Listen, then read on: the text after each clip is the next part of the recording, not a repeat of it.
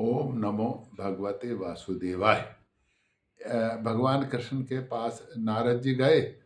नारद जी ने पूछा, प्रभु ये आपकी माया बड़ी अजीब है। माया का कुछ मामला समझ में नहीं आता। ये माया से कैसे निपटा जा सकता है? इसके बारे में कुछ, माया क्या है, ये कैसे, कुछ को समझना हो तो क्या करेंगे? कहते हैं ना, भगवान की माया, और है ही भगवान की माया। हम सब माया में तो लिपटे पड़े हैं।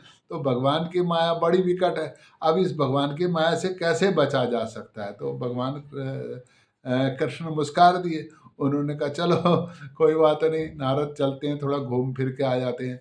तो जाते जाते एक गांव में गए, तो वहां देखा एक महिला थी।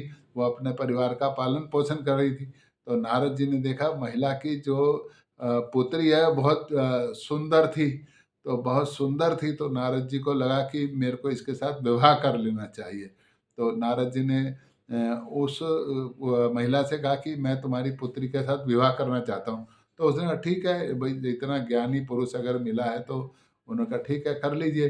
तो उससे एक पुत्री और एक पुत्र नारद को हुए। तो पुत्री और पुत्र नारद को हुए, तो वो आराम से उनके साथ अपना जीवन यापन करने लगे।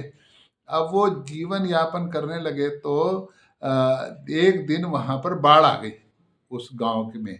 अब बाढ़ आई तो नारद जी अब ऊपर चढ़ गए पेड़ के ऊपर। अब नारद जी को लगा कि भाई ये तो यहाँ पे कब तक मैं इस तरह पड़ा रहूंगा। तो उन्होंने कहा, तैर के इसको, बाढ़ के क्षेत्र को तैर कर पार कर लेते हैं।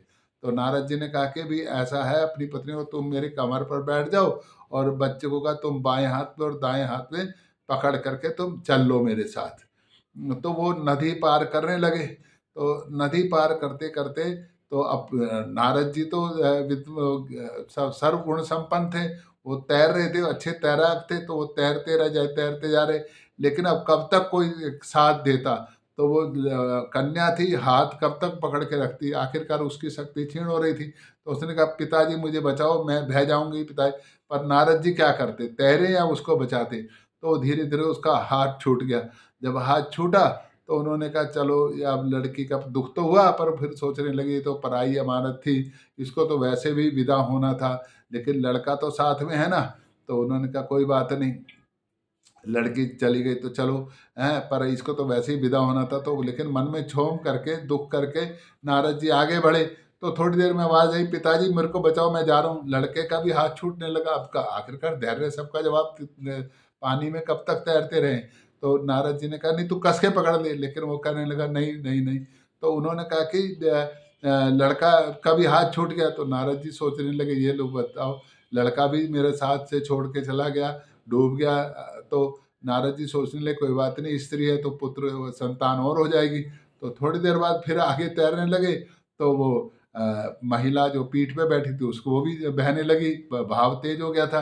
तो उसने कहा, पति मैं भी जा रही हूँ। तो उन्होंने कहा, अरे तू कहाँ जा रही है? अब वो हाथ चलाएं या उसको संभालें? तो नारद जी ने कहा, मुझको खुद को बचना है, तो मैं हूँगा तो फिर दूसरी विवाह भी कर लूंगा। तो वो उसने उसको भी जाने दिया। तो फिर इतने में जब वह जैसे ही नारद जी आगे बढ़े, भगवान कृष्ण सामने आ गए, और वो गांव, नदी, बाढ़ सब खत्म हो गया। उन्होंने कहा, भगवान क्या? कहते, यही माया है।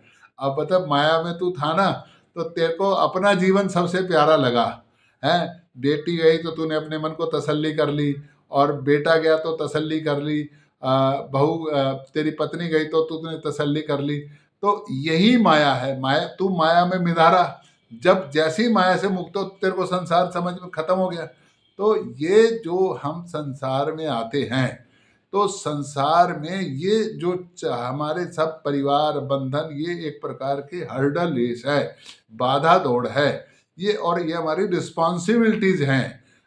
जैसे संतान करनी हमारी जिम्मेदारी है, क्योंकि हमको पितृऋण चुकाना है। तो संतान करनी है, ये हमारी रिस्पॉन्सिबिलिटी है, हमारी जिम्मेदारी में ड्यूटीज हैं। और ड्यूटीज के साथ जो है, उनके साथ ज़्यादा मोह और माया क्यों लगानी है?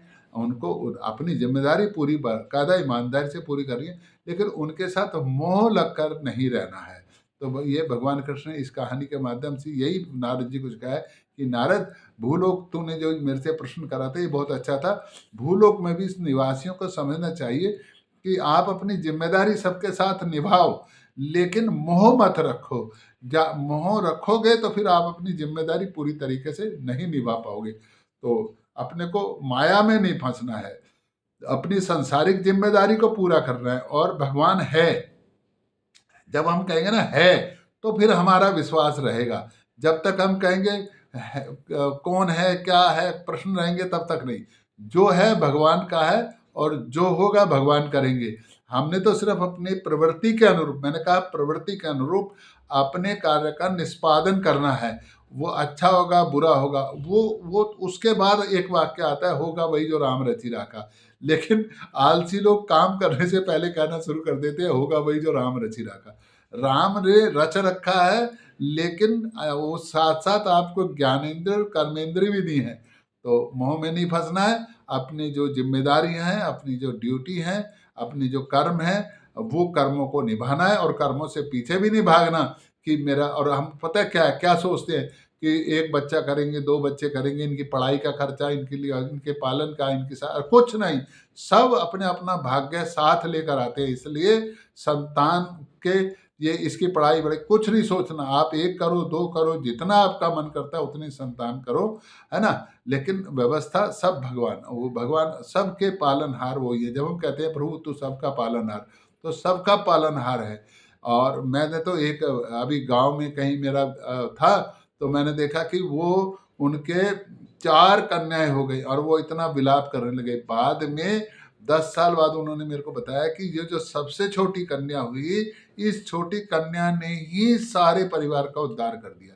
तो जरूरी नहीं है, पता नहीं किस बालक के भाग्य से कहाँ क्या आपको क्या मिलेगा। तो सहजता से अपनी प्रवृत्ति के अनुरूप काम करता रहना चाहिए, और अपनी प्रवृत्ति को साधारणता प्रयास करना चाहिए कि सात्विक प्रवृत्ति बने या राजसी, लेकिन तामसी प्रवृत्ति कभी नहीं मिले। क्योंकि जैसी प्रवृत्ति होगी वैसे फिर आप कार्य करेंगे और वैसा सोचेंगे। तो आप माया से दूर रहें, और अगर कभी माया व्यक्त होने लगे तो ओम नमो भगवते वासुदेवाय, या भगवान कृष्ण का, या शंकर भगवान का, गणेश जी का, जो भी आपकी कुल देवी देवता, उनका भी ध्यान कर सकते हैं। तो प्रभु आप सब पर आप आशीर्वाद बनाए रखे। ओम नमो भगवते वासुदेवाय।